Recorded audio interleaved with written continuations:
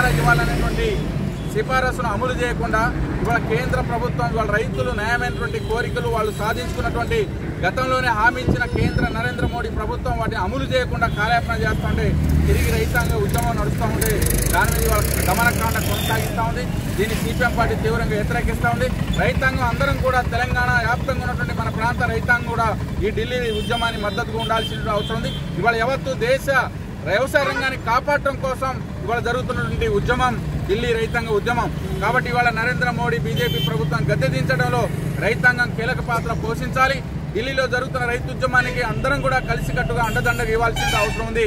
అందుకోసం నరేంద్ర మోడీ బీజేపీ కేంద్ర వ్యవసాయ వ్యతిరేక విధానాల్ని నిరసిస్తూ ఇవాళ సిపిఎం ఆధ్వర్యంలో చేపట్టిన ఈ కార్యక్రమంతో పాటు రాబోయే కాలంలో అనేక కార్యక్రమాలు చేయడానికి ఇవాళ సిపిఎం సిద్ధంగా ఉంది.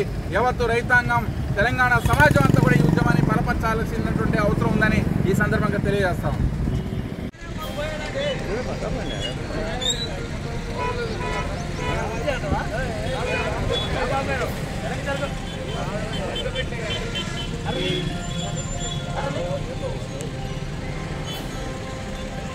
వ్యతిరేకించండి నరేంద్ర మోడీ వ్యవసాయ వ్యతిరేక విధానాలను.